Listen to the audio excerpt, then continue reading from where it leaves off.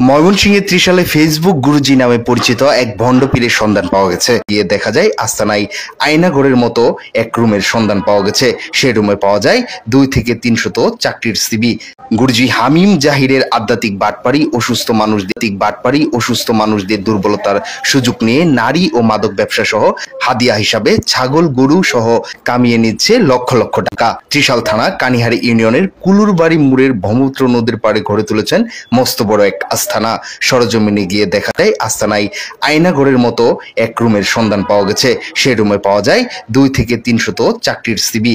13 April রাত 9টায় হামিম সহ তার ভক্তদেরকে নিয়ে সশরীরে কানিহারি ইউনিয়নের ছাত্রদলের সভাপতি তুফায়েল আহমেদ ফরহাদ ও যুব দলের পলাশকে ছুরি দিয়ে আঘাত করে আহত করে পালিয়ে যায়। বর্তমানে তারা ময়মনসিংহ সরকারি মেডিকেল কলেজ হাসপাতালে চিকিৎসাধীন আছে। এই ঘটনায় বিক্ষুব্ধ গ্রামবাসী ভণ্ড পীরের গুরুর আস্তানায় আগুন দেয়। তারা আওয়ার পরে 15-20 জন মানুষ আইতেছে, আর এই ক্ষেত্রের জিনিস এই ক্ষেত্রের জিনিস এই ক্ষেত্রের জিনিস আইতেছে না, তাছাড়া কিছু কোথায় গেলে আর ক্ষেত্রে হুমকি দেয়। সব ছেলেরা ক্রাইম করে বা সন্ত্রাস জগতের লোক, তাদেরকে এখানে আশ্রয় প্রশ্রয় দিয়ে এই পিসাব যে ঘটনা ঘটছে, একটা ছেলেরে এখানে আটকে রাখছে। ছেলের মা আসছে এখানে ছেলেটাকে উদ্ধার করার জন্য। মূলত এই কাহিনী নিয়ে পলাশ কিন্তু ছেলের সাথে কথা বলছিল, এই ছেলেকে দেয় না, ছেলে যাইতে রাজি। তার সাথে যে ছেলেরা আছে ওরা কিন্তু ওরা আটকে রাখে মুড়ে। এখানে ওরা কিন্তু আমাদের ওই সন্ত্রাসী কায়দা আয়সা সাইরা ওই গুরু নাম জানি কি বলে, হামিম গুরু নামে পরিচিত। হ্যাঁ, গুরু নামে পরিচিত হামিম। ও আবার কয়েকটা ছেলে নিয়ে আয়সা কিন্তু পলাশে আক্রমণ করে।